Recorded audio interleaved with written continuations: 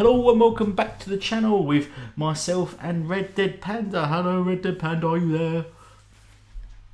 Hello, is it me you're looking for, Elite? Yes. I was going to decide to sing that. I was like, no, I don't want to sing. You don't want to hear me sing, guys. You don't want to hear me sing. Hi, Elite. How are you? I'm good, how are you doing? Excellent. Yes. I'm great. I'm in a level 4 lockdown. It's yeah. awesome. New Zealand's in complete lockdown once again, everybody, because one person got COVID. So they've locked down the entire nation.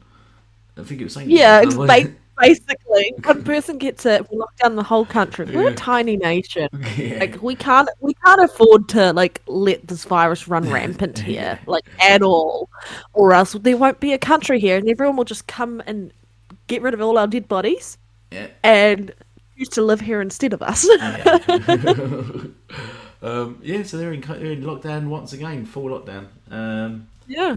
We're not in the UK. Right. We pretty much do what we want. I went to the pub today, in fact. So All about spreading that Delta variant, eh? Yeah, so I'm gonna get my making sure I coughed and rubbed my hands and everything. Living life on hard mode, eh? Yeah, hardcore gamer, hardcore COVID spreader. What have you been playing recently, Elite? What have you been up to, actually? It's been a week since we caught up. Yeah. So I've been working. Other than that, I've got a wedding to go to tomorrow. So, what is it? I think it's about 10:30 here in the evening for me. What's it there? It's 10:30 in the evening, Friday evening, and it will be your Saturday morning now, right? Yeah, it's 9:38 in the morning here, Saturday. Yep. There we go. So, so I've got a wedding tomorrow, which is going to be exciting.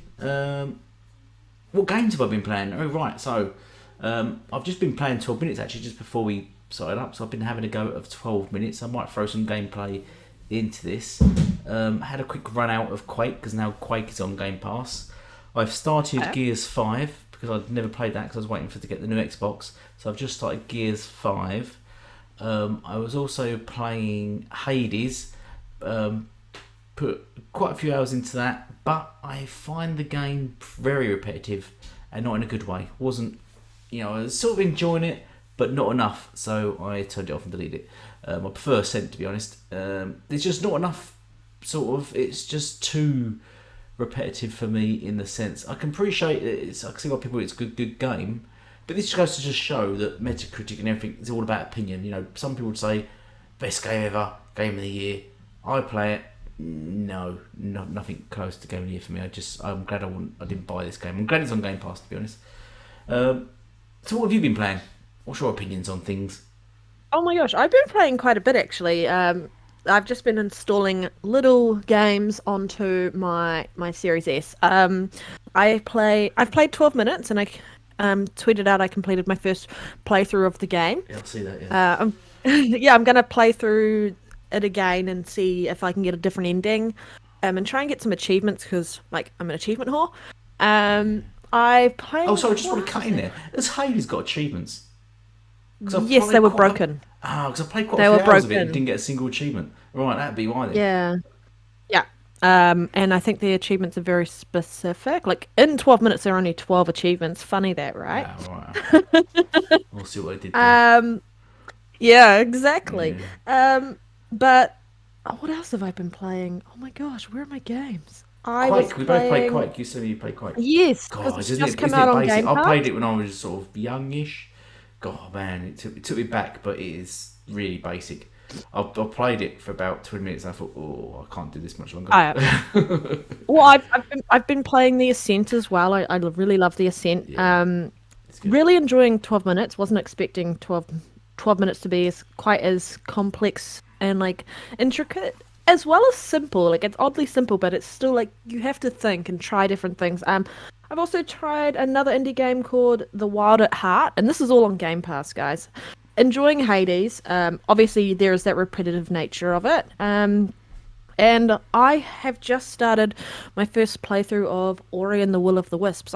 It's almost been a year since, or probably about a year since I completed the first game through Game Pass. And I reckon the traversal mechanics in the sequel are a lot better than more intriguing and interesting than the traversal mechanics in the first one. They're still very similar, but the level designs and the thought that went into it. Yeah, I feel like that's a huge improvement. So I'm enjoying that, like thoroughly enjoying it. Yeah, Quake is interesting. I feel like it's a level up from Doom. Obviously, like we were talking before the podcast, and I was talking about how at least in Quake, you have the option with the Y-axis to go up and down, like when you're trying to fire at people, whereas in Doom 1, like the original, you literally can only shoot horizontally and move side to side.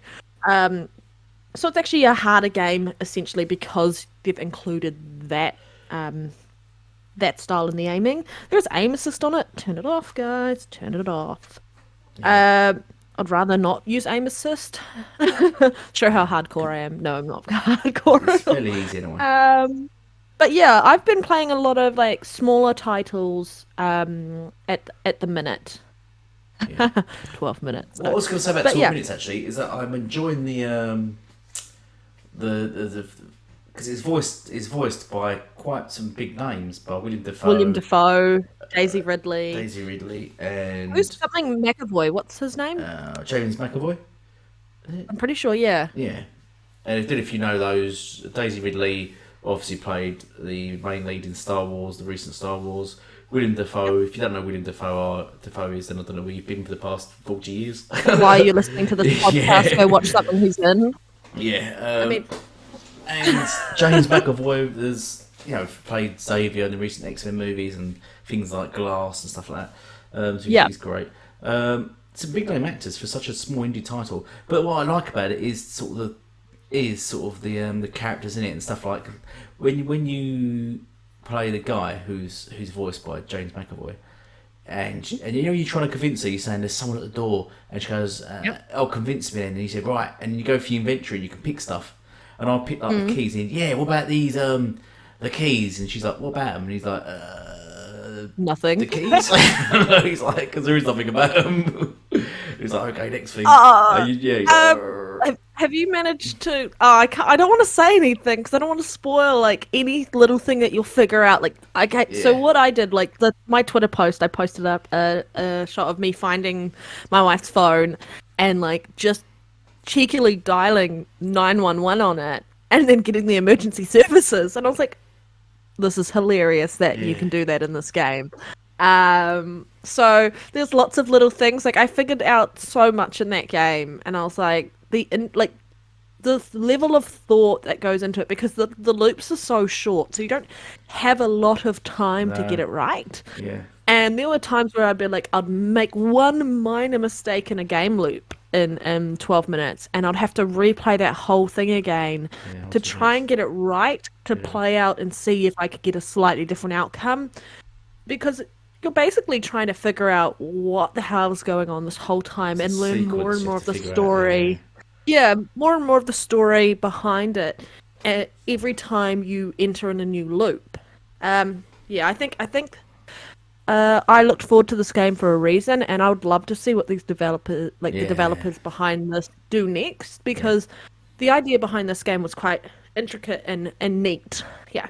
Yeah, it is. Yeah, I remember when I was just playing it, I just figured out, it was literally minutes before the policeman knocked at the door, I just thought, oh, the present, I can prove about it. So I went and got the present, come back out to her, and then I said, right, I can prove it now, I've got the present. And then the doorbell went, and she goes, I'm trying to answer the door, and I'm like, I've got the present, I can. And she then answers the door, and he comes in and kills me, and I'm like, no! And then I have to play it again now, but go straight to the present this time around. When you said, let's do the podcast, I'm like, oh, okay. Can we not? I need to finish 12 minutes. But there's one section where I went into the room, and this shouldn't spoil anything, basically. And I went and grabbed the present, and my wife walked in after me, and she's like, what are you doing? And I'm literally opening in front of her, and she's like, you couldn't have waited till... And I was just like, because I'd found the present and I'd used it multiple times to give proof. To show that the day was repeating itself. And that was the first time I ran into her where she'd actually found me being cheeky. And I was like, interesting. So there's so many intricacies and little things in that game. Honestly, to get those achievements, I'm gonna have to open up an achievement thing to actually try and get all those achievements. Actually, because they're not easy. In the gameplay I'll show you, at one point, she follows me into the closet. I go and look in and think, oh, what's in the closet? Must be something in the closet. I walk in the closet. I think there's something in there. Go to walk out, and she walks in behind me, and I can't get out. And it's sort of pretty much in pitch black, and she's talking to me and hugs me and kisses me in the closet, and I can't see anything. What's going on? Get out of the closet, Elite. Oh, no. If you put your cursor into just outside the closet and hit A, you'll walk around and out through the closet past her. So so you can't because there's certain things that I was trying to do. But anyway, if you do want an easy achievement in 12 minutes, all you have to do is get the pot plant, open the key right at your first playthrough ever, and then walk into the front door and just put the controller down and let it play out. And there's an achievement there. Like, you don't do anything after you get into the apartment, but you have to reset your progress. Like, I did it once I completed my first playthrough, and then I got that achievement. Because I was just doing something and I forgot to press pause and got an achievement for it. So, what achievement is that then? What was it? I think it was something like. What was that? I tried the neighbour's door and woke their baby. Where the hell are achievements in this? Achievements. 12 minutes. I've only gotten 3 achievements, guys. I've gotten listen, continue, and fluidity. So I'm pretty sure listen is the one where do nothing in the first loop. So listen. So you put this in the front door because you do that to the other house. Yeah, and I try the door and set their baby off crying. And the baby wakes up. Yeah, and I'm like, sorry. Yeah. So when you're in that hallway, you go into your house, and then you just put the controller down and leave it, and you don't do anything, and you let the game loop play out. Yeah. Anyway, should we get let's get into this. Yeah, we talk. Yeah, exactly. We're just going to ramble on forever. I'm enjoying 12 minutes. Can you tell, guys? And we'll probably continue talking about it afterwards. And we're actually 12 minutes in to our podcast. How weird is that? Just looked, and we're exactly 12 minutes in. 8 seconds past 12 now. How weird is that? There we go. Right, let's get into the podcast then. Something weird going on here. Right, so our first topic is... so DF has been talking about... Yeah, Digital Foundry, DF. People in the know it as DF. Talks about updates to games running on Xbox performing better without the patch from devs. So yeah, Digital Foundry recently done sort of a video on it about Xbox games are being basically upgraded with no patch requirement. They're just naturally running better. I think you watched the video. Are you surprised? Yeah, is anyone surprised? Why wouldn't you be surprised? Because So yeah, there was a video recently them talking about, so they'd gone back to have a look at Control, and when they did their analysis of Control, they found that it was running smoother, the frame rate was better, everything else in comparison to how it was when they first tested it out, when the patch or optimization got released for next gen consoles. And they have confirmed with the developers that there's no new patch that they've done to make it run any better. So that's actually just the hardware performing better. And if you think about it, we have been talking about, and not just us, but other Xbox-centric podcasts have been talking about how the fact that when Xbox first released the Series X and Series S, the GDK was coming in hot, wasn't quite ready. They were still optimizing it, everything like that. So you're now starting to see those optimizations and those updates to the software come to fruition. And that includes games that are going to start performing better without any patch by the developers, because the software on Xbox's side is improving. They're making optimizations. That RDNA 2 is starting to come in handy, guys. Yeah. And you're going to start noticing the differences between Xbox and PlayStation more and more the further we go into this generation. I was actually pleasantly surprised that they even talked about it and they went back and had a look at Control. Yeah. And noticed this. What are your thoughts on it? Are you surprised by this at all, Elite? No, because they've always sort of aimed to be sort of the Xbox to be more sort of like a PC that just naturally sort of improves itself. If it's evolves got the hardware, over time. It evolves. Yeah, it's future-proofed. And if it's got the hardware there, then it's just the software needs basically updating and patching. That's what they always said they'll do. like PCs with any driver updates. Yeah, exactly. When you buy a brand new GPU, do you think it's going to be perfectly optimized? Especially if they're using new stuff? No, it's going to get better over time. Exactly. Yeah, they will improve, and we've said from the beginning. As time goes on, games will shine on Xbox and look better and better and better. And that's where PS5 are fall behind, because it just won't be able to compete with that. And I think near as it gets to time, Sony will announce their next gen refresh to compete with the improving Xbox Series X, and I think they'll do it earlier. It's just a shame the media's not even picking up on this at all, though, as usual. How boring that is. Yep. The media not mentioned it, other than Digital Foundry, of course. And that's not to say that over time PlayStation 5 won't get better. Clearly, they'll get better utilization. But I think because the development kit has been out a year longer than Xbox's, they're already at a point where it's performing better anyway. Yeah, exactly. So, and now Xbox is hitting those same strides. So you're going to start to see the disparity between the two show more and more over time. Yeah, I mean, talking about the PS5 Pro, did you see my tweet of me making that joke about that? Is it G story or G something where they put a portable screen attachment onto the console? There's one for the Xbox Series X and there's one for the PS5, and it literally looks like they've just added another layer onto the PS5. Yeah, so if you haven't seen that, it's quite.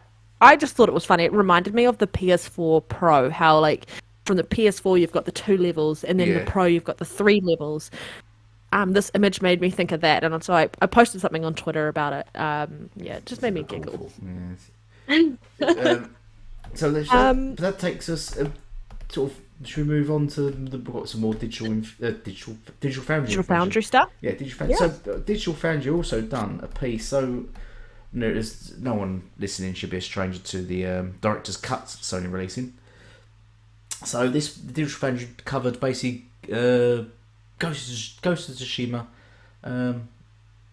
Digital Foundry version. They sort of went over it, and they're actually not too impressed by it.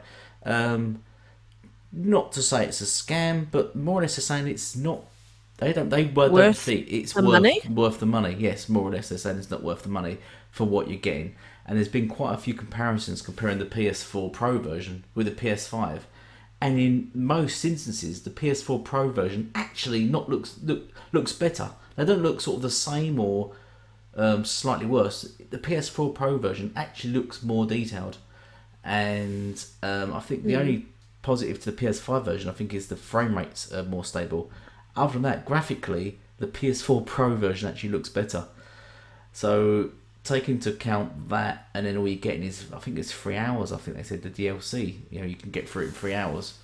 You can get through it in about 3 hours. Some people have taken up to like 15, 17 hours to get through it if they do every little thing. Yeah, they just drag it out, and they're going to platinum games. They want to do everything, but you can just do it in 3 hours. And yes, they've really questioned the $30 extra for this game, and you're just wondering why Sony just doing this, charging so much money. And I understand they've got nothing going on at the moment. You're going to get a lot of PS4 fanboys angry at that, but it's the truth. They've not got really anything coming out, and they're called Xbox games, GamePass fillers. But pretty much all this stuff coming out now, everything Sony are releasing now for the PlayStation in the next coming 6 months is all filler. It's just filling in for their own lack of first-party games. Because we've got Abandoned, which comes across as a massive scam. But then we've got things like the Ghost of Tsushima, Director's Cut. We've got what's the other one? Death Stranding. Director's Cut. There's another one, isn't there? There'll be a Last of Us one. We know there's going to be a Last of Us. And I'm sure they're talking about another Director's Cut or remaster of another game. And you just think, don't worry. How are they just getting away with charging £70 for remasters for these games that are on PlayStation 4 and 5? It's not as if they're exclusive to PlayStation 5 either. They're still cross-gen titles. So, I think it's. Go on, sorry. I was going to say, I think it's interesting that you're getting some of the media talking about how it isn't worth the price. Yeah. And you've got another half of the media going, it definitely is worth the price.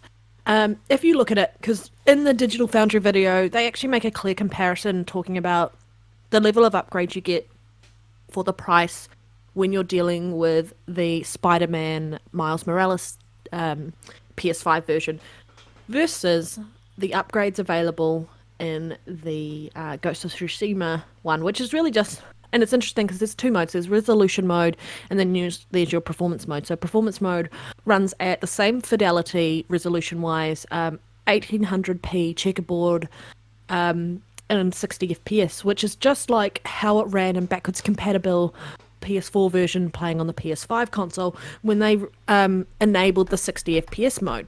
Exactly the same. So, but they also have a resolution mode, which is checkerboard 4K. So it's sitting at a native 4K resolution, like actual 4K. However, they looked at it at the oh my god, why can't I think of it? I'll find it. Oh, I'll remember it one day. Assets, that's it. They looked at the assets and noticed that there was checkerboarding in it. So it's not native 4K in that sense, but it is checkerboard 4K. Like it's actually at 4K, so it's not 1800p upscaled to 4K, but it's something to kind of get it to 4K, and it's running at a solid 60 FPS. So you're getting a better resolution where it actually looks sharper. I don't see why they've got a performance version because both versions are offering 60 FPS. I think when we look at the title, I don't understand why you can't just upgrade your PS4 version and get a free upgrade, because the free upgrade for 60 FPS was available right away, right? You're playing on your PS5, you're playing in backwards compatibility, you get the 60 FPS mode free. For the level of enhancements you get, they shouldn't be charging you at least $30 to upgrade to get those PS5 enhancements. The only thing they should be charging you for is the DLC. I don't think it's fair. And then some idiot on Twitter was basically saying, "Lol, it's literally an expansion. Do you think it's $30 because of visual upgrades?" It's not $30 because of visual upgrades, but however, you have to pay for those visual upgrades. They're not available any other way. But technically, yes, you're getting DLC, but you're paying for these visual upgrades. And if we look at in stark comparison to what's been happening on the Xbox's side and even on the PC side in the community, if there is an upgrade on PC, you're not being charged for those visual upgrades. If you have hardware that can support that, utilize it, but you're not being charged.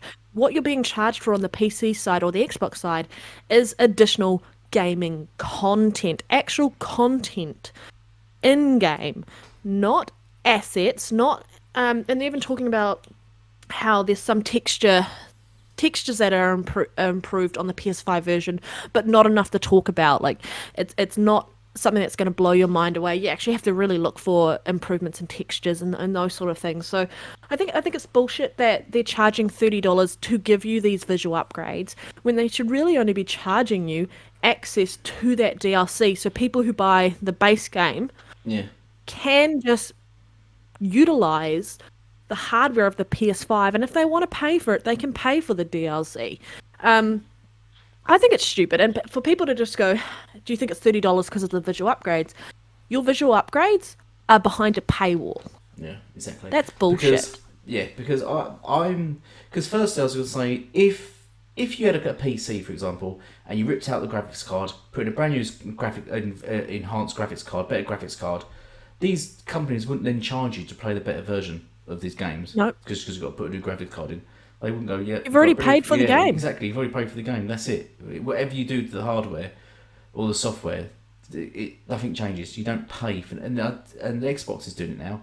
Sony should do it. I don't know why I said, because they're greedy. But I think, as I said about the fillers, I reckon they had this space, and I reckon they pretty much churn these out in about 6 months. Because there's so little difference, and it's cross-gen. No, it's not even exclusive to PS5.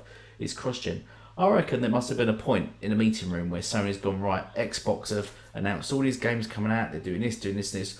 What have we got to compete with that? And the devs for like Santa Monica and that and going, well, we're not going to get our game out to 2023. Horizon Zero Dawn devs have said like, how 2022? Yeah, we're 2022 for us. Gran Turismo devs have said our racing games are similar as, it doesn't count as a game. And then they've said, basically that's going to be 2022 as well. So they said, what have we got? What have we got? And then someone said, we've got Deathloop and Xbox first party title. And then I reckon Sony must have went, no, we need to give them something. Remaster. Give them a director's cut. Give them a remaster. We got any DLC due? Yes, we do. Okay. Tell you what, rebox it, release it as a brand new game. Call it a director's cut. Because we can't call it a remaster because we could get them recorded at the remaster station. Rebrand it as a director's cut now. And we'll sell it back to them for 70 quid. And that's what they did. That's what they did to fill in the gaps and make some more money. They pretty much did exactly the same for Spider-Man, didn't they? We all knew. Yeah. We all knew the DLC, it all could have run on the PS4. It's basically delayed DLC that was going to release on the PS4, but they thought they had nothing coming at launch. They had no games at launch. So they thought, we need something. Delay the Spider-Man Miles Morales. Don't make it a PS4 game. Or don't make it DLC for the PS4 game. We'll make it a brand new game. Repackage it as a brand new game. That's what they did. And it's the same as all the games. It's just they went through 3 masters, then it was remakes, and now we're at director's cuts. And they're going to keep rebranding it and renaming it and resend it to you for 70 quid. And it's just a joke, really. I'm surprised people. And what the biggest stupidest thing I see on Twitter is the PS4 fanboys classing these as new games. So literally, I was in a debate with one guy and he says, you've got no games on Xbox. I said, but we've got Microsoft Flight Sim. As soon as I've said that, he said, that's a year-old game. I said, but you're playing Demon Souls, which is on PS3, and then you're playing Director's Cuts. Yeah, but they're not old games, they're new games, they're remasters and remakes, they're new games. And it's just, when they say that, it's just, you've got no words. That Sony have brainwashed them so much, or they're so, I don't know, as I said, all I always say, it's like a cult, that they cannot see sort of, I don't know, I've got no words. Go on, what was you going to say, sorry? I was just going to say, if people don't think it's behind a paywall, these upgrades, and it's bullshit that they are, because Xbox isn't putting their visual upgrades behind paywalls, but, so, for example, the PS4 version of the game, if you want to upgrade to the Director's Cut version for PS4, you will need to pay $19.99, so $20 basically, right? And that'll give you the DLC. So that's how much the DLC is technically worth, $20, right? Yeah. However, if you then want to upgrade to the PS5 version, so say you couldn't find a PS5 and then you managed to find one later on, and you I want to take my PS4 version and I want to play it on the PS5 and I want those enhancements, you have to pay an additional $9.99, so basically $10. So that equates to about $30 anyway, which is the same price as the PS5 version if you just buy the director's cut. So technically the visual upgrade is about $10, so it is behind a paywall. It's funny though, if you do the PS4 version, it actually ends up a cent cheaper than just buying the PS5 version. I'm like, seriously? I think it's just greedy. I think it's not fair comparatively when you're looking at people who've already bought your game. Yes, you can charge them for the DLC if you want, even though I think it's shit that DLC gets charged for, but we all pay for it, so Miles, they're making their money back somehow. But to charge for those upgrades anyway, you're already in there doing the work. Just give it to everyone free. Yeah. There's no reason that this DLC needed to technically cost $30. No. Because it's not $30 on the PS4, it's $20 on the PS4. They were already doing the additional work anyway, so it wasn't that hard of a stretch just to make that version available and just go, hey, you bought this version, let's give you these visual upgrades free, because if you want to play that game, you have to pay for the PS5 upgrades. And it's not even a standalone upgrade. That you can't pay for those PS5 upgrades by themselves. You have to buy the DLC. And I don't think it's fair. I feel like you should only need to buy the DLC, not the upgrades, visually speaking. And they're not even that great in comparison to other studios that have done the work before. Said, the comparison's awful. The sound of the PS4 Pro version is basically better than the PS5 version, which makes it even worse. You don't even get your money. Oh. And then I was just going to say that you got Sea of Thieves. Sea of Thieves. I mean, they upgraded that to the Xbox Series X version, and the amount of DLC they drop on that's free. They're just dropping DLC on that continuously. And then game as a service, right? Yeah, exactly. And then it's not making money. And then someone said about Gears 5. Yeah, but you did get a free upgrade for Gears 5. Yes, we did. Yeah.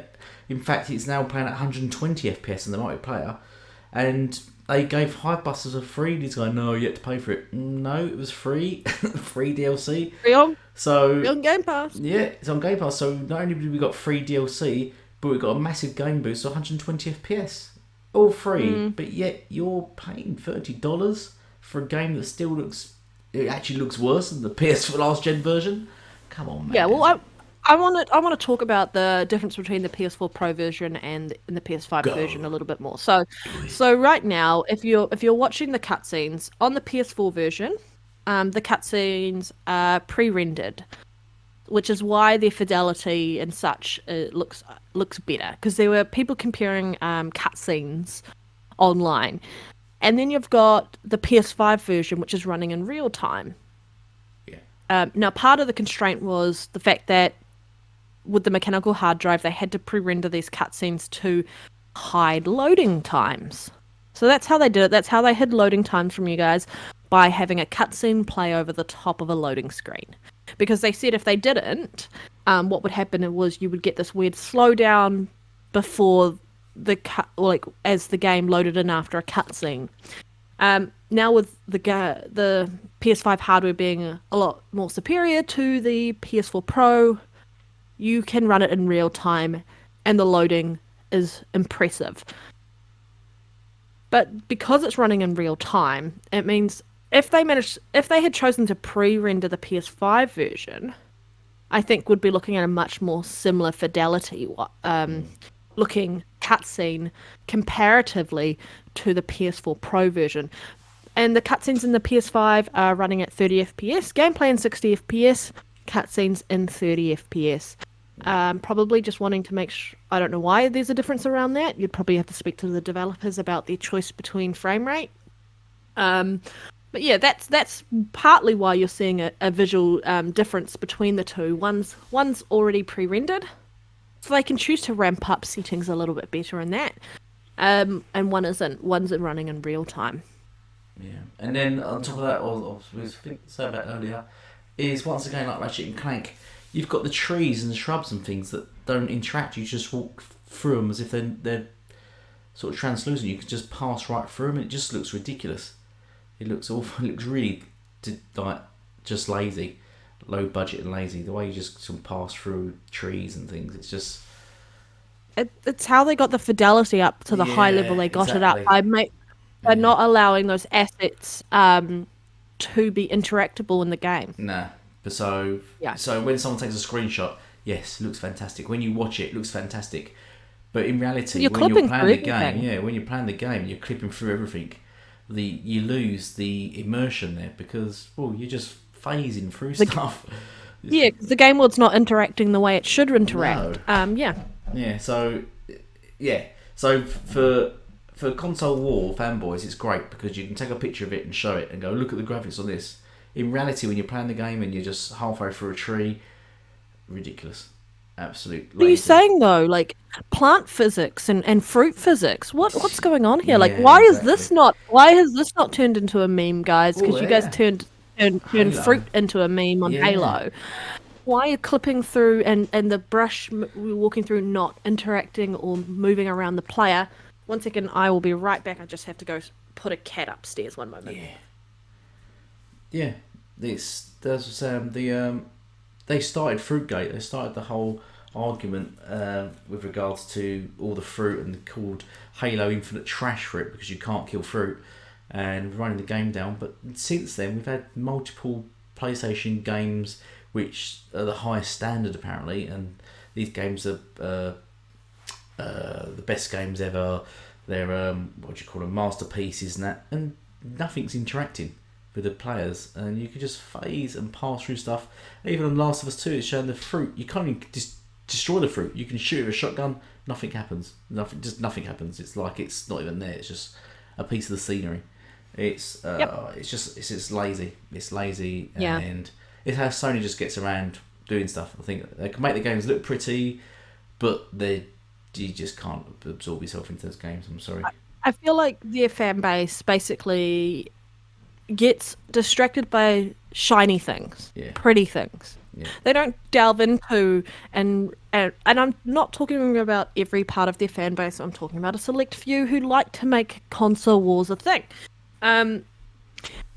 They're the ones who look at all the pretty and then go ahead and trash Xbox games because it's not the same fidelity. But when you actually look into their games, all they are is just pretty set pieces that aren't overly interactive for certain things.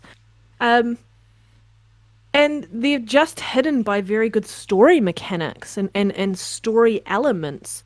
So it's very good storytelling, but when you pull apart the game in more detail, that's when you start to see the shortcomings behind this game doesn't feel as lived in as it should. Now, I think that's going to change moving into this generation because we've got a lot more power behind us, the CPU, so they can make things a lot more interactive, have better AI and better physics within the game. But for people just to turn around and ignore that fact, this is still a oh my god, a PS4 game. It's just running on PS5 hardware, so it's going to be limited by that fact.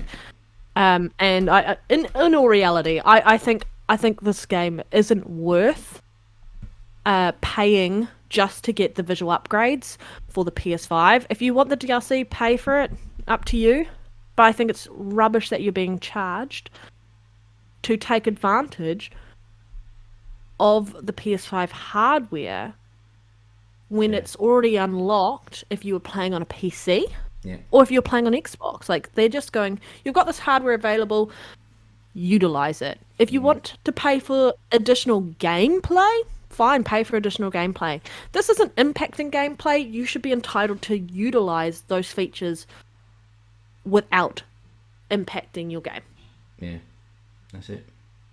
So, anything else you want to add? No, should we move on to, still on the PlayStation 5? It's getting its first price cut now already. What? Yeah, what is this? It's not even been out a year and it's getting its price cut. This is, though, looking at the news, it is in Brazil, right? Brazil, yeah. So... Why do you think it might be getting its first price cut in Brazil? Sorry, I mean, we kind of had a discussion beforehand. Yeah, so because it was. Sorry, someone just walked into my room then. Caught me monologuing. Yeah, it's odd that it's odd that that's just thrown me off. Yeah, Brazil price cut. So it's odd that they're doing it in Brazil. You said it could be possibly because COVID is affected in Brazil a lot there and.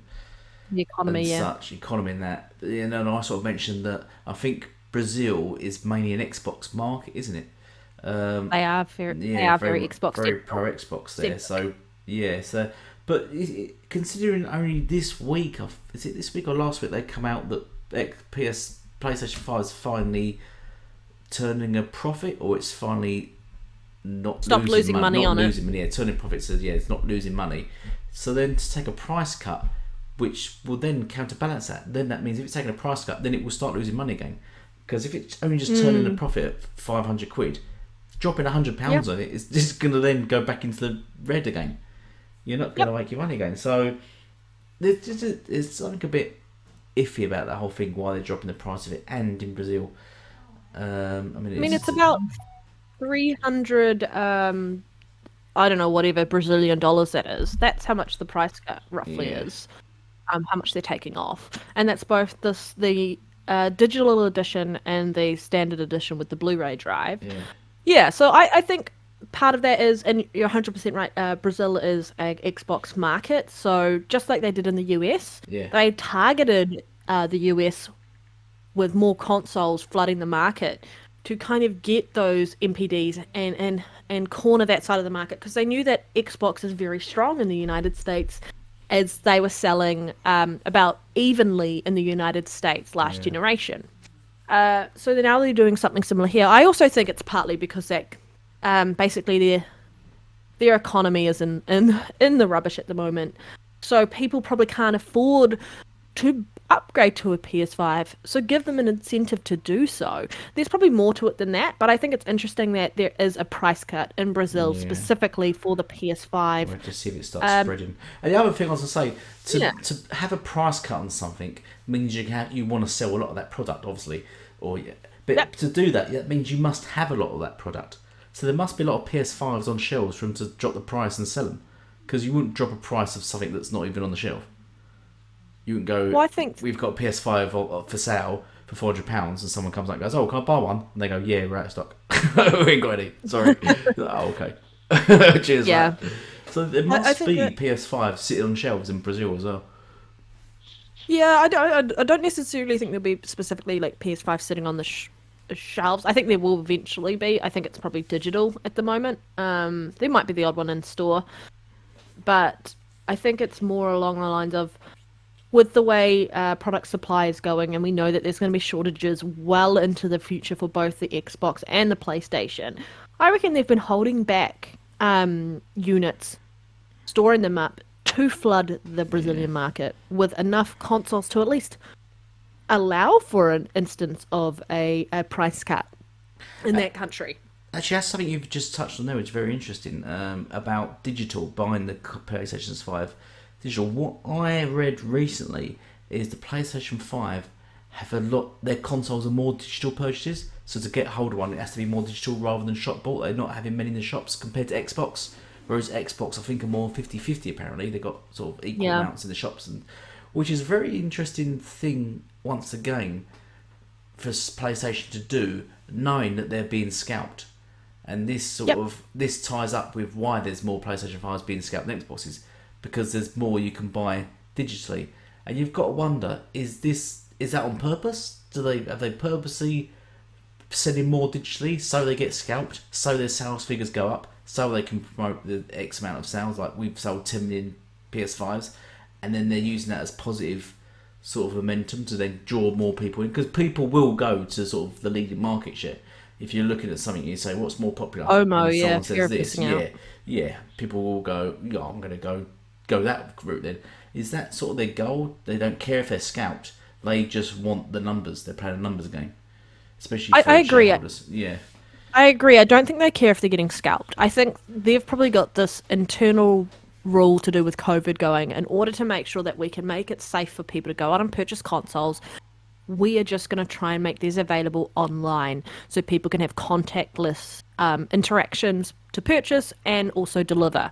I think that's probably where we're seeing it and why it's so prevalent as an online digital purchase of these consoles, and that's why scalpers are just going to town with PS5s. Whereas Xbox is understanding that, yes, digital, but you can get these consoles out to physical locations because there are... Yeah, the shops are open. There are instant... Especially in the UK. They also... Yeah, exactly. They were open here, not at the moment due to lockdown, but... Oh, I've lost my train of thought now. What was I saying? Yeah, I feel like Xbox has seen the fact that scalping is a huge issue. So they're trying to offset that by giving you digital and physical versions available. It's why if you go into a store, there will be physical available at some point when they get a new shipment in. But both console companies are running into the same problem. They just can't make these fast enough to get them out at all, which is a positive, and it's something that's going to be a positive moving forward for the rest of the generation, I feel. And momentum-wise, if you want to play on Xbox, just FYI, you don't have to buy a physical console. You can get Game Pass. If your country supports xCloud, go for it. Yeah. Right, should we move on to the next topic? Yes, that's it. Yeah. Should we move on to the next subject? Right, so it's just news just recently announced that Halo Infinite will be released without campaign, co-op, or Forge modes.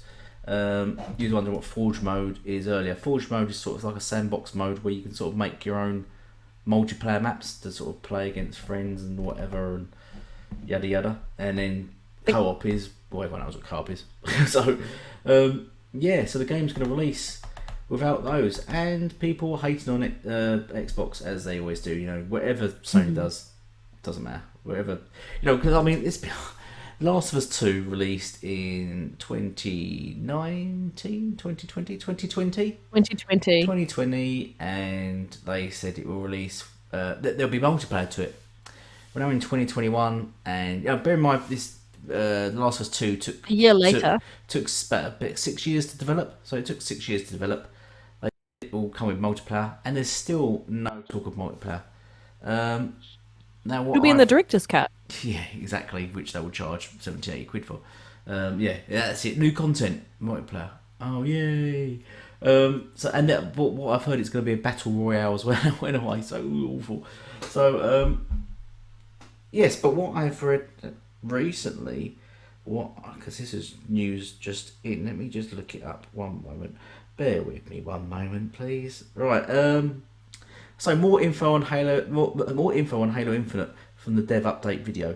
Right, so what they're actually doing, there's going to be Season 1 launch, which is the launch, that will have both campaign and multiplayer available. Season 2 is they're going to add co-op campaign, and that'll be coming in Season 2. And in Season 3, they're going to add Forge mode. So, so they're releasing it in 3 seasons, and each season is 3 months apart. Oh, yeah. I feel like it would be nicer if it was all available day one. But multiplayer, free to play, guys. So you're going to get access to that anyway. Yeah. A lot of people will play Halo for the campaign, but there's a huge majority of people who will literally just play the multiplayer, and then when co-op comes out, they'll probably play co-op with a friend, because Halo has consistently had co-op, and I feel like I want to play Halo with co-op. I like playing co-op with my sister. So it would be nice when that becomes available. So I might wait to play Halo Infinite until the co-op becomes available. It'll give me a chance to get through some of the other Halo games with my sister in co-op. But I mean, Forge, the only time I've done a map editor in a game is probably Warcraft 2. Yeah.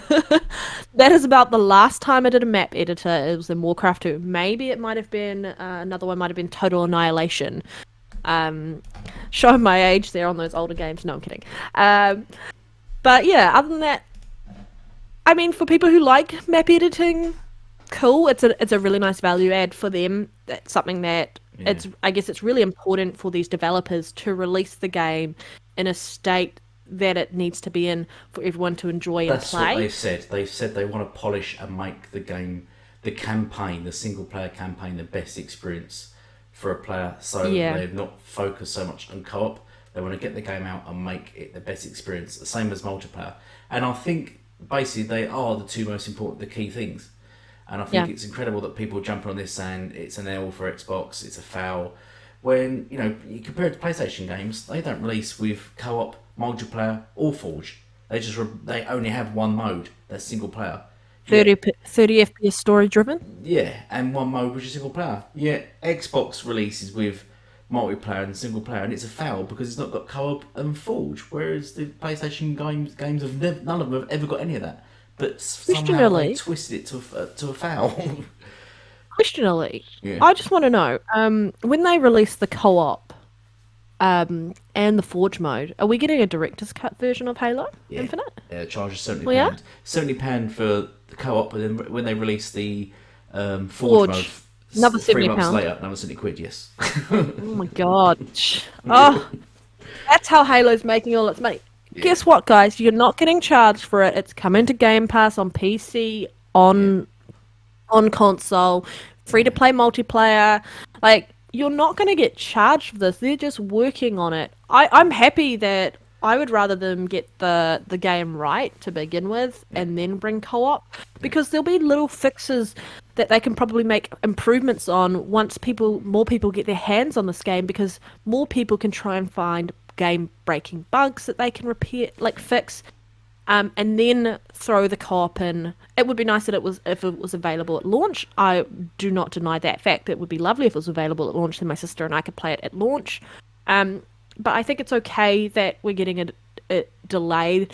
I mean, the initial delay for Halo was a good thing, so this will also be a good thing. And for people out here who are just going, the game's trash, like it's not ready, it should be delayed again, or anything like that, who want to harp on that, like Elite said, the games that you play do not include this stuff.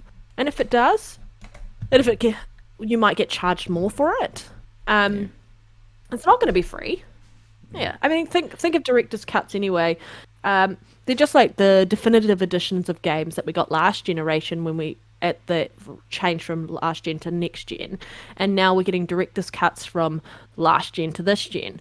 Interesting. But you're not getting that with Halo. They're just trying to give you a good experience, trying to give people the experience that Halo deserves.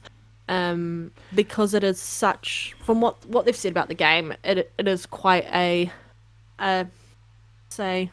mammoth game that they've tried to tackle, and that means making sure that it's the best version of the game that we could ask for. To be honest, co-op I never played Halo co-op because you never did. No, because it never made sense to me anyway. Because like one of you's playing Halo Chief, who's the other person playing? You're both playing Chief. Exactly. That's why the co-op never made sense to me. And that's why I never liked playing co-op, because it's just silly that it just seems. I've always thought the co-op seemed tacked on sort of thing. Because why are two of you playing Master Chief? At least one of you should play another known Spartan or something, or even Locke, whatever his name is. Or you know what I mean. The other person should play a person. But the fact that you both play Halo Chief is just. That's why I never liked the co-op in it. It just to me it just once again took you out of the submersion into the game. You know, oh yeah, I'm playing Halo Chief, and then there's a guy right next to you going, yeah, I'm playing Halo Chief too, and you're like, oh. And you both did the same thing. Oh.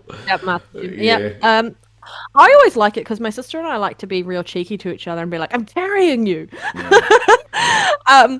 So that's basically, we just shit talk each other and joke about how one of us is carrying the other when someone dies, and I'm like, could you kill something for once, please? Like, so I like that. It also means that Coral and like we can play harder difficulties because of that. That's the reason why people play co-op. The only reason people do play co-op is that I think a lot of them like to complete on Legendary and they can't do it solo, so they like to play co-op. Which, let's be honest, you're gonna run through the game on solo on normal mode anyway before you go Legendary. So waiting 3 months isn't a big deal, and also I wouldn't be surprised if when they do release it 3 months later with a co-op, they throw in some DLC with it. I think some co-op only DLC. I wouldn't be surprised if they do that. Yeah, they'll probably put something in there just to really sweeten the pot. That's probably could be what they're waiting for. Maybe there is something like that planned. It's not just going to be a regular co-op. There might be something for it, and that's why it's holding off. Maybe there is something special. Like maybe maybe the second player does play a particular person, not just Master Chief. Yeah. Maybe does actually play another character. Have they said anything more about Forge? Like, I don't know, like Forge, is that something where you can create multiplayer maps, or? I think it is. Yeah, I believe it is. It'll be good. I mean, for people, once they get, I think Forge being delayed is really good. It gets people to go in and like play the multiplayer, enjoy it, get used to the gameplay mechanics, and understand the intricacies behind doing that before you go and start building maps. Yeah. Because you have an understanding around the mechanics and what does and doesn't work.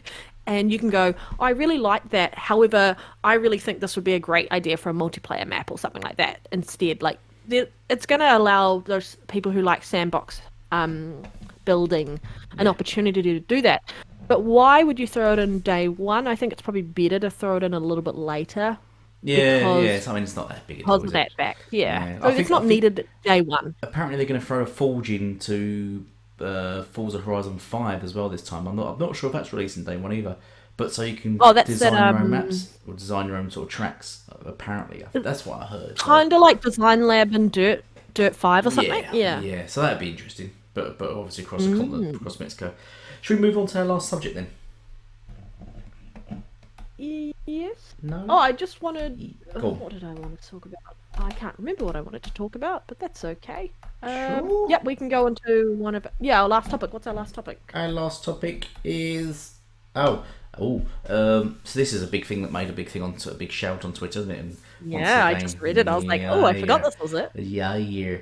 Outriders developer hasn't made a profit despite Xbox Game Pass launch. Wow, the fanboys jumped on this, didn't they? And really misread this, didn't they? They really made fools of themselves. and Yep. it once again got a lot of YouTubers like who is it? Oh no, it's Alex and who's the other fella? And a few of them to really destroy the PlayStation fanboys again, once again on these things, because Telling us logic on the PlayStation fan base. logic's just Like, over the head. The whole thing about it is just got over the head once again. They finishing move. Use logic. yeah, it's like they really seem to go out their way to make themselves look stupid. It's it's not good enough that they're stupid, but they actually go out their way to make themselves look stupid and let everyone be known as stupid. Was that why that? What was his name? There was a guy that was it him? Was it about this that blocked everyone that liked Xbox recently because he said so. Oh no, that was about something else. That was about him saying that he didn't buy an Xbox. Oh, that was something else. Do you remember? Did you see that about that? So I've gone off a bit here. There was a guy that blocked everyone related to Xbox, didn't he? Because everyone sort of exposed him and making him look like an idiot. So he blocked everyone. Doesn't that happen on the daily almost? Yeah, it does. It does. Right, going off the Outriders thing for a second. Basically on Twitter, he said something along the lines of, and someone had receipts in him. I didn't buy a new console to play old games. I don't ever want to buy old games or play old games. It's bad development. Yeah, and we went in a big spiel about it. A few months later, Ghost of Tsushima Director's Cut come out, and then he made a big spiel about how great it is and fantastic, yada yada. And then someone done how it started, how it ended, and then post that and sent it to him, and he blocked him, and then just went around blocking all Xbox gamers because of it, because he knew that he looked like an idiot and he just didn't want to be caught out. So he blocked. I was blocked by him. I never even spoke to him, and I was blocked by him. He just went around just blocking everyone. It was hilarious. Oh, but anyway. So going on to Outriders development. Yeah, so this is absolutely ridiculous. So they're under the impression, firstly, that it didn't make a profit, and that's due to Game Pass. So I think the first thing to take from this is Square Enix. I've never been keen on Square Enix, but it's more of a case that they've made money because when the game was put onto Game Pass, Xbox would have gave Square Enix a chunk of money and said, "Here, thank you," and then it's up to Square Enix to do something with that money. Whatever they've done with that money, it's got nothing to do with Xbox. Got nothing to do with them. It's nothing to do with them at all.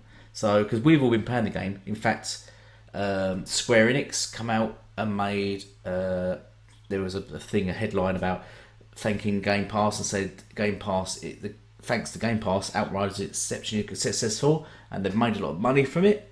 And then Outriders also was the highest selling game on Xbox for its launch month, and they've come out and praised Game Pass and Outriders on that. So if the developer's not being paid, that's in Square Enix's corner. They also never said anything about it's not due to Game Pass or anything. So I'm not sure where they get it from. Also, so I'm rambling on here, the PlayStation fanboys that jumped on this have not even considered that Square Enix also made Avengers game, which absolutely flopped, despite it being on PlayStation 4 and also in PS Now. It was in PS Now and it flopped as well. And that is actually a flop. They've actually come out and said it's a flop. They lost 53 million they did on the Avengers game at launch, which is quite a big bit of money. So since Square Enix announced they lost a lot of money, so they've obviously, Outriders have done better than Avengers, and they've recouped some costs here for the loss of Avengers, and they're obviously just going to keep it to themselves and not give it to the developers. That's what I'm seeing it as. So yeah, go on. What are you going to say? I think for them to turn around and blame Game Pass as a reason for sales, like for impacting and not making a profit in relation to Outriders is ridiculous. I mean, people were out there tweeting because it came out with the UK NPD showing. What was it? Was it this UK one or another NPD? game? I can't remember. Which one was it? It was Outriders, right? Yeah. UK physical sales of Outriders. It sold more on the PlayStation than on the Xbox, and then people showed that the amount of people playing and actively playing Outriders was higher on Xbox's side. Doesn't go into digital sales at all. It's only physical, and it's only in one market. Yeah. So to take that and run with it is ridiculous. And to blame Game Pass as a result. yes, it released day and date. People got on there and played Outriders, and it's a really good game, and I need to actually get back in and play it. But if you're going to play it on Game Pass, you can also, if you like it, buy it at a discount. And Game Pass, you're playing it digitally. So anyone who purchased it via Game Pass is a digital sale, not a physical sale. Yeah. At all.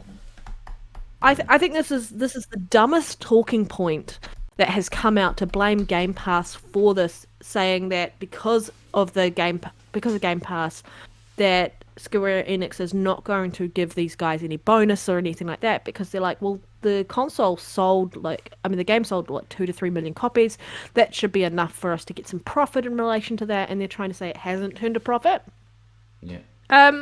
There's something funny going on here, and we don't have all the facts, and it's really hard to talk about it, but for people to turn around and go, it's due to Xbox because Xbox aren't buying the games, you're only looking at one facet of the information, which is physical copies of the game. You're not looking at digital. You don't know how many it sold digital on the PlayStation or Xbox side. You don't have numbers for how many people actually played it on Game Pass or on Xbox versus PlayStation specifically. Yeah. So why don't we show interactions and see who's been playing more of it than who before we start talking about this and blaming it on one facet of the community and blaming it on Game Pass itself. There have been a lot of developers who've come out in support of it. Yes, it's not going to win every time. Just like any game that releases physically or digitally outside of Game Pass, whether you're playing it on buying it on Nintendo, Steam, PlayStation, or Xbox's stores, not every game that releases is going to sell like crazy. There are going to be flops. That's just the fact of the industry that we all choose to engage in and buy games in, and it's an industry that can either be really good for you or really harsh. You're either hot one moment or cold the next. I was just saying, just reading more of the article, it says its release month saw 3.5 million unique players. So, firstly, if they're saying Xbox gamers don't buy games or anything, let's just compare that to Returnal on the PlayStation 5, which only sold 500,000 copies. So Outriders is already more popular than Returnal. So there we go.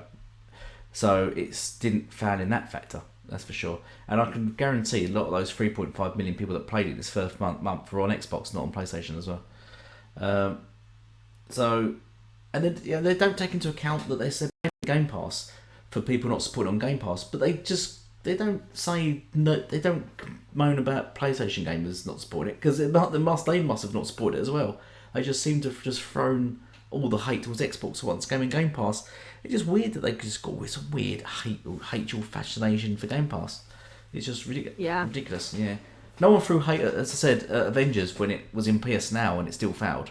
There was no it failed because of PS Now. There was no discussion about that whatsoever. And and it's just more bias, ignorance, isn't it, from a certain fan base that that's they're just low IQ idiots. People Can Fly would have got Square Enix would have got money from Xbox to put this game day and date on Game Pass. Yeah. And yes, there would have been a lot of people who accessed it free through their subscription via Game Pass and then didn't purchase it. Yeah. Because that's their prerogative. Yeah. Game Pass allows you to demo a game, decide if you want to put any money into it. And if you do want to put any money into it, it means you buy that game permanently, so when it rotates out of Game Pass, you still have access to it. But it's just like people, when you buy a physical copy and you don't like the game and you have 7 days to return it, you get your money back. Yeah. That negatively impacts the developer, guys. But preference is king.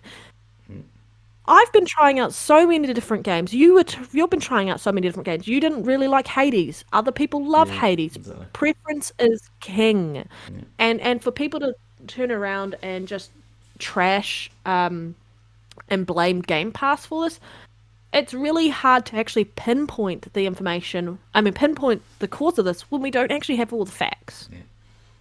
How often... Go on, sorry, yeah. Go on.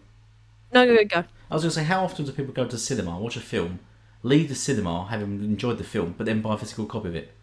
No, nobody's doing that. If you've watched the film, you've enjoyed it, but you don't necessarily buy a physical copy of it. You know, and people are going to say... No, people download it. Yeah, legally download it. Yeah, exactly. Either legally download it or wait for it to go on sale in HMV or something and buy it in a bargain bucket. But you don't generally just walk out and go, I enjoy that film, I'm going to go to the shop now and buy the full sort of version of the game for full price. No, you wait, or you just don't bother. Even if it's a film you like, I'll wait for it to come on TV or record it off TV or something like that. But or pirate it. But people are going to say, but it's not the same because you're still, if you go to cinema, you're giving money. It's exactly the same as Game Pass. Game Pass isn't free. It's a subscription service. We're paying into the subscription service. Out of that, everyone that's playing Outriders, Xbox pays them. The people that download the game give them a percentage profit from that. So they are being given money. So so if they get money from the subscription service, then you buy the game. They're basically they're double dipping then, and it's basically be the same as you going to cinema, them leaving the cinema and buying a physical copy of the movie. It's basically the same. If you go into Game Pass, play the game, that's your first bit of money you're giving them. Then if you then buy it through Game Pass, that's your double dip. It's like the same as cinema and buying a film physically.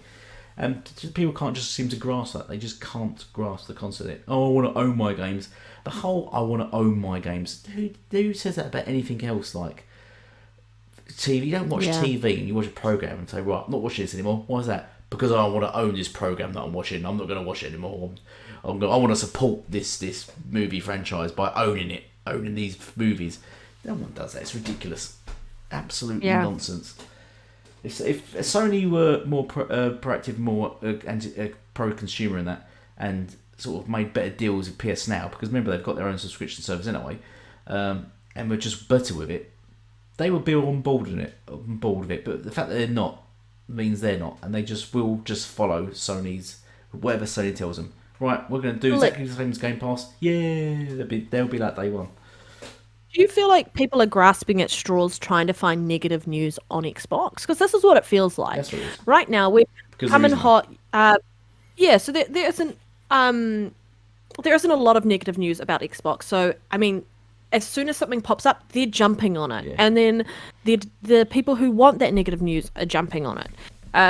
There's a lot more negative news coming out about PlayStation. Yes, they're making improvements all the time, which thank goodness people bought into that ecosystem, so they deserve quality and access to what was promised to them, even though there's still things missing.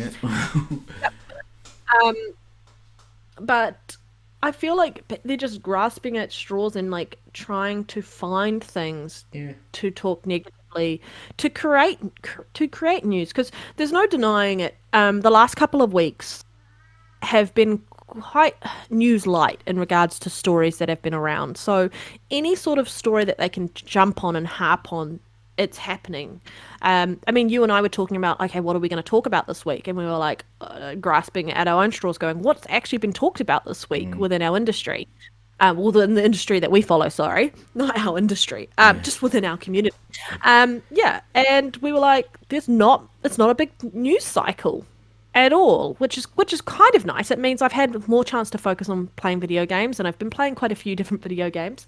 But you're seeing these stories pop up. Yes, it's sad that People Can Fly are going, where's the money for the profit? I think there's more to the story, and we're probably going to hear about it as it unfolds later on. But it's kind of over. I guess like people aren't paying attention to some of the good news, like QuakeCon has just occurred, and Quake is now on Game Pass and such, which is a really good positive. I mean, people are out right now just going after the Halo thing, and there is a lot of our community on the Xbox side which aren't happy that this is not releasing day and date, considering it's had a year delay for development. But as we've learnt with any game, we would rather it be delayed than it release in a shit state. Yeah. Cough, cough, Cyberpunk. Yeah. But yeah, I feel like my feeling is this just feels like there isn't a lot of news about Xbox that isn't overly positive, and they need to flood it to get the click bait, like titles up, to get certain, like, because people latch onto negative news and run with it like crazy, as we talked about with the fruit memes and all of that. But yeah, this is what it feels like to me. And I don't know, does that kind of feel like it to you? Like there's not a lot happening on. Well, yeah, because I've noticed Xbox tubers and PC YouTubers have been having lots of content to talk about recently.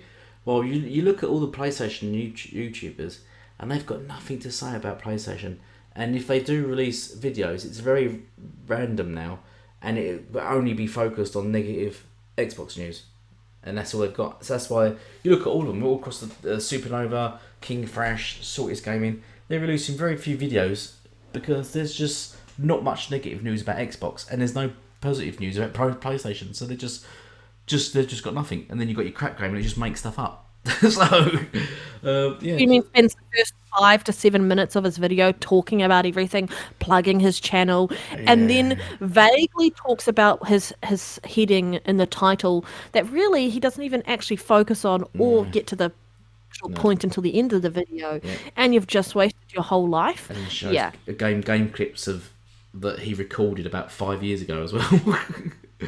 Of the same game clips. I think he still has Knack. Shows him playing Knack, I think. But yeah, so I think have we done that topic to death? I think we're done now, are we? Oh, we are. You got any more to say? Yeah, we're just. You're just going to go play more 12 minutes, right? Yeah, I can play. Yeah, actually, what's time now? I don't think I will. I think it's 12 o'clock midnight. I think it's midnight for me now. It's 12 o'clock. How is 12? That? You're not going to play 12 past 12? Yeah. It's just you could probably get one more loop in. Yeah. I only got 12 minutes. Yeah, I think we'll leave it there then. Yeah, anything more to say? No, I just want to say thanks everyone for tuning in when we do upload these videos. We do appreciate it. We are going to be testing live shortly. Yeah. We tried it before and then we had some issues. But my internet seemed to have improved somewhat. So we can probably do live now. But thanks, Elite, and we'll get a guest. for allowing me on your podcast. Yeah. allowing this podcast to proceed every week when we can do. Like we said last week, we had to try and get some guests on. It's just because of our different time zones. You and I are almost 12 hours apart, and then we have to try and find people in the rest of the world who kind of fit nicely within our time zone. So it is a difficult task, but it's something that we are doing. Like I think we've had 2 guests recently-ish. Yeah.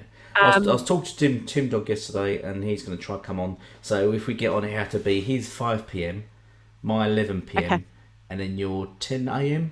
That's fine. I can definitely do that. Yeah. But I want to. Yeah, so we're going to try and get Tim Dog on when we're doing a live episode. That would be really cool. We'll give that a shot. But yeah, thank you guys. We've thrown our Twitter handles on. Check out our Twitter handles and check out. Oh, you've done it because Elite can't remember his Twitter handle. Look, this is what I mean. It's just gibberish. They give me like a gibberish name. And both of them have a 1 at the end. If you're wondering what that is, it's a number 1. Yeah. It's just the style of text, the font.